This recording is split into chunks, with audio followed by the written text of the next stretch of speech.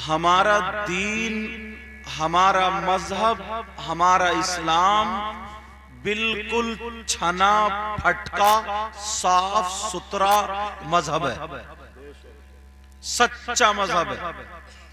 वरना 1500 साल से अब तक लोग जिसके पीछे पड़े हुए हों तो अब तक तो खत्म कर चुके होते, कमियां निकाल चुके होते, मगर कमियां निकालते निकालते निकालते निकालते कुछ तो ऐसे हुए वो भी इसी में शामिल हो गए।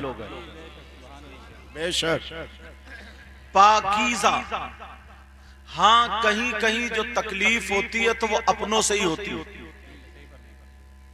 किससे तकलीफ होती है? अपनों से तकलीफ होती है। मिसाल के तौर पर कुछ भाई ऐसे होते हैं या बहनें कि वो अपने घर में या खेत में या कहीं मजार झूठा बना लेते हैं। झूठे मजार का मतलब वहां पर अल्लाह के वली का जिस्म पाक नहीं है, कोई अल्लाह का वली दफन नहीं हुआ, मगर उसने वहां पर मजार बना लिया, मिट्टी वगैरह चढ़ा करके या ईंट वगैरह का बना करके। दो चार औरतें खेलने लगी, कूदने लगी, इधर आधर चादरें चढ़ने लगी, फूल वगैरह वगैरह उर्स होने लगा। तो उलमा बैठे और पूरे हिंदुस्तान में जिम्मेदारी से बोलता हूं, अगर गलत साबित हो जाए तो मुझे बुला लेना सबके सामने तोबा, वरना आपको मानना पड़ेगी बात। अगर ऐसा किसी ने मजार बना लिया है जो मजार नहीं था और बना लिया, तो उसको मजार समझ के उस पे फूल चढ़ाना, मजार समझ के उसको सलाम करना, मजार समझ के उस पर कुरान खानी कराना, मजार समझ के उस पर उर्स कराना, इस्लाम में ये कुछ भी जायज नहीं।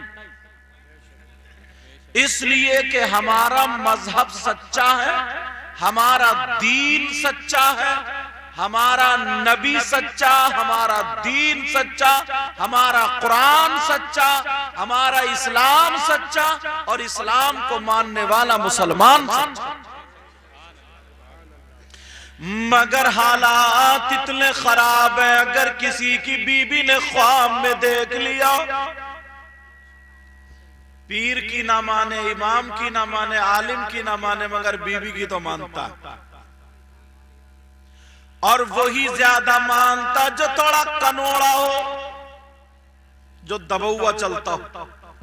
पुराने मर्द थे, मूंछें रखते थे, लाठी रखते थे, आ तो जाए सामने।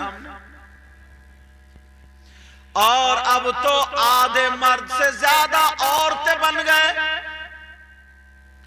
क्योंकि पहले के मर्द बैठक में बैठते थे, मर्दों में बैठते थे, बहादुरों में बैठते थे, और अब चूल्हे में जाके बैठता है, कमरे में औरतों के पास बैठता है, एसएमएस पे, मोबाइल, उन्हीं पे चैटिंग करता है। और अगर शादी हो जाए, ससुराल जाए, तो अच्छे लोगों में नहीं बल्कि सालियों में घूमता है।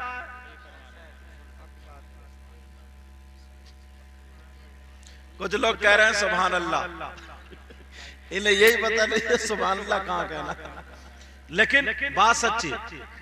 अब जो बच्चों में बैठेगा बच्चों वाली बातें करेगा, बहादुरों में बैठेगा बहादुरों वाली बातें करेगा, औरतों में बैठेगा तो आधा तो औरत हो ही गया।